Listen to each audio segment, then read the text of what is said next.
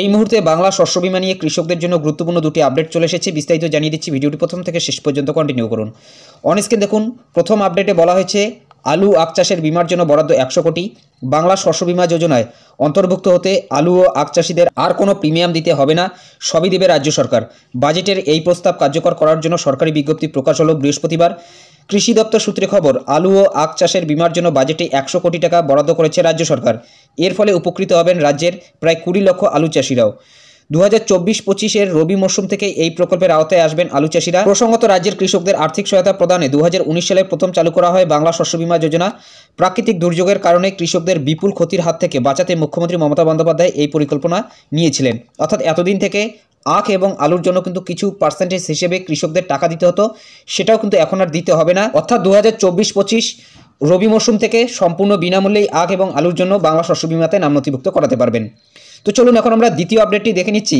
On screen দেখুন, এখানে বলা হচ্ছে বাংলার পাট চাষিদের ফসল সুরক্ষায় বাংলা শস্য বীমা সম্পূর্ণ বিনা খরচায়। খরিফ মরশুম 2024 প্রিমিয়ামের পুরো খরচ দিচ্ছে রাজ্য সরকার। খরিফ 2024 মরশুমে পাটের জন্য বিমা করার বিজ্ঞপ্তি জারি করা হয়েছে। 1 এপ্রিল 2024 থেকে পাটের জন্য বিমা করার নাম নথিভুক্তকরণ শুরু হবে।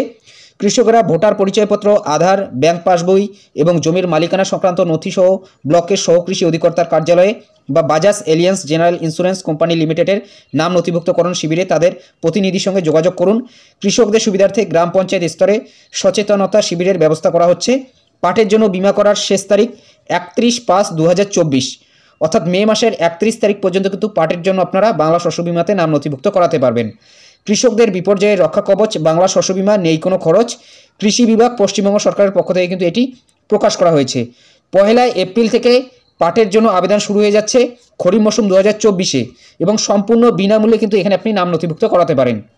এবং আপনারা জানেন, এই বাংলা শস্য বীমাতে যদি আপনাদের নাম নথিভুক্ত থাকে এবং যে ফসলটার জন্য আপনি বীমা করলেন সেই ফসলটা যদি কোনো প্রাকৃতিক কারণে অথবা দুর্যোগে ক্ষতি হয়ে থাকে, তাহলে সেই ক্ষতিপূরণ কিন্তু সরাসরি ইন্স্যুরেন্স কোম্পানি আপনাদের ব্যাঙ্ক অ্যাকাউন্টে পাঠিয়ে দেয়। অর্থাৎ সরাসরি কিন্তু আপনাদের ব্যাঙ্ক অ্যাকাউন্টে টাকা পাঠিয়ে দেয় ইন্স্যুরেন্স কোম্পানি।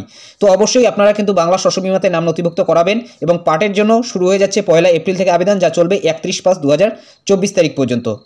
তো এই দুটি কিন্তু আপডেট দেওয়া ছিল। যদি ভিডিওটি ভালো লাগে একটি লাইক করে দেবেন, চ্যানেলে নতুন হলে চ্যানেলটি সাবস্ক্রাইব করে নিয়ে পাশে থাকা বেল আইকনটি প্রেস করে অল নোটিফিকেশনটি অন করে দেবেন। তো ভালো থাকবেন, সুস্থ থাকবেন, দেখা হচ্ছে নেক্সট ভিডিওতে।